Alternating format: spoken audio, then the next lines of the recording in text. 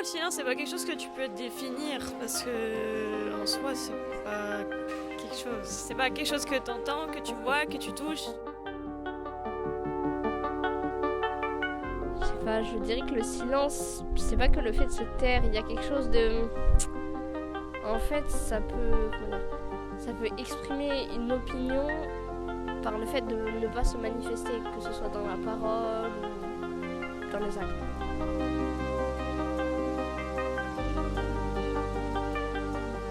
C'est un peu comme les émotions, tu vois, tu les ressens. Ouais, mais le silence, du coup, tu le ressens même pas, en fait, c'est ça le truc.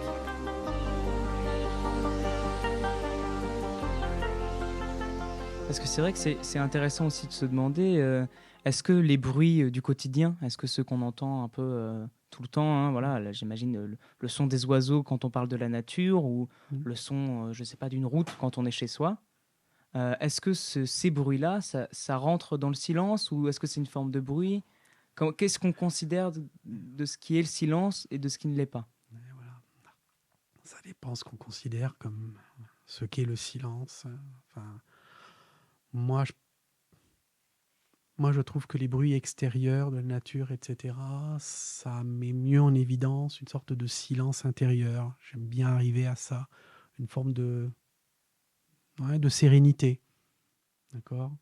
Je suis pas un bonze, hein, voilà, je suis pas bouddhiste, mais on peut arriver à ce biais-là, la sérénité, une forme même de bonheur voilà, en se repliant un petit, enfin pas se replier sur soi-même, mais voilà, en ne parlant pas, en ne produisant pas de bruit, on est plus à l'écoute du reste du monde, des bruits du monde.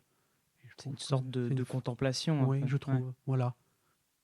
Complètement. Alors pour reprendre, enfin pour continuer sur le rapport qu'a le silence à l'être humain et notamment à nos rapports entre humains, des fois on considère le silence comme quelque chose de gênant, comme quelque chose qui est source de malaise. Alors pourquoi est-ce que d'après vous, voilà, le silence peut de temps en temps mettre mal à l'aise? Alors ouais, il peut mettre en place un malaise, surtout quand il y a quelqu'un d'autre en face de soi. En fait, voilà, le silence quand on est seul, c'est pas très dérangeant. Mais quand on est à 2, 3, plusieurs personnes, le silence peut avoir quelque chose de dérangeant. Parce qu'en fait, ça peut montrer alors, plusieurs choses. Ça peut être la difficulté de communiquer. On n'arrive pas à communiquer avec les personnes avec lesquelles on se trouve.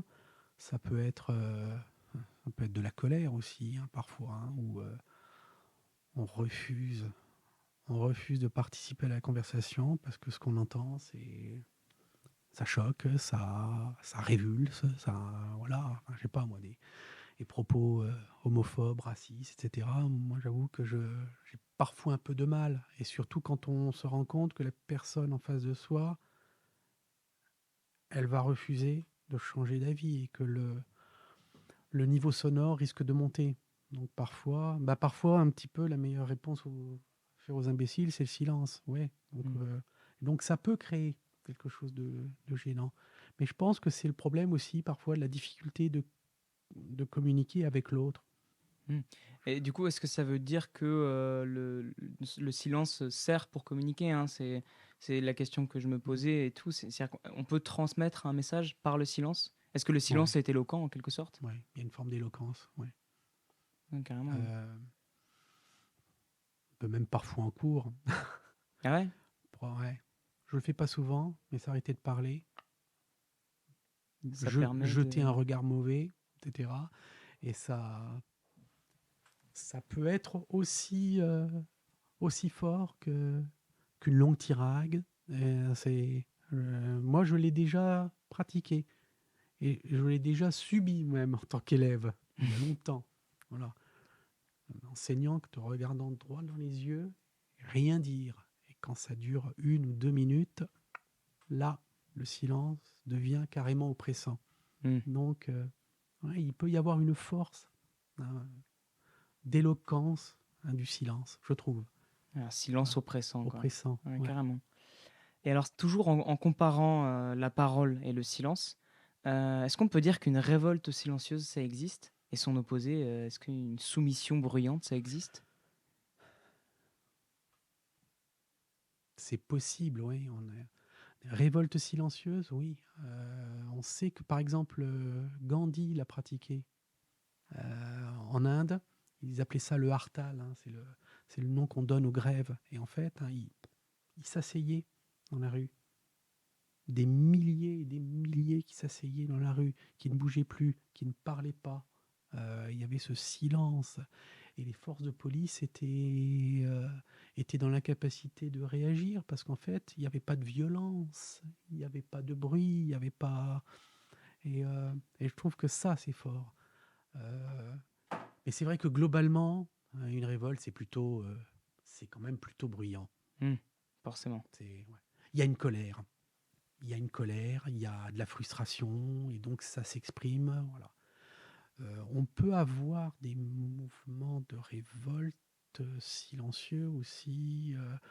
On le voit encore aujourd'hui quand on a je sais pas, un enfant qui est tué, etc., par les forces de police. On va avoir la population de la ville qui va descendre la rue principale de manière silencieuse.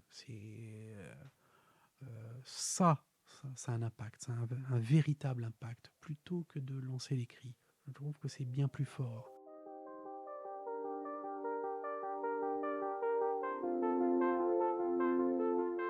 La soumission, pour moi, elle est silencieuse, plus que bruyante. Moi, comme historien, j'ai le souvenir de la photographie de ce Français à Paris en 1940 et qui pleure, et sans rien. Voilà, les larmes coulent. Et en fait, il voit passer les chars nazis. La France a été battue, l'armée nazie est dans Paris. On est au mois de juillet 1940, et il y a une sorte de peine là, voilà. Et donc, il peut rien faire. Il est complètement impuissant. Voilà. Donc, et là, ça se fait. Oui. Là, ça se fait par le silence. Voilà. Oui, c'est comme un aveu de défaite, oui, carrément. On abandonne. Si on n'a plus rien à dire, c'est un peu qu'on a perdu en quelque sorte. Ouais. Et du coup, si le silence est autant puissant, si le silence peut être aussi éloquent, est-ce que du coup le droit au silence est aussi important que par exemple le droit à la parole? Ouais. Oh oui. Face à des politiques, par exemple, se taire, c'est une bonne chose. Parce que je trouve que les politiques, les dirigeants, etc., c'est des champions des techniques oratoires. D'accord ? Et eux, ils sont prêts à vous lancer dans un débat parce qu'ils savent qu'ils vont l'emporter. Pas parce qu'ils ont raison, mais parce qu'ils maîtrisent mieux, parce qu'on leur a appris toutes les techniques oratoires, le mot qu'il faut placer au bon moment. Je trouve que le fait de refuser de parler, hein, c'est en fait, d'une certaine manière, empêcher ces politiques ou ces dirigeants de profiter justement de la parole. Et ouais, c'est une arme. Ouais, ça me semble une arme. Refuser de parler, ça peut être aussi résister.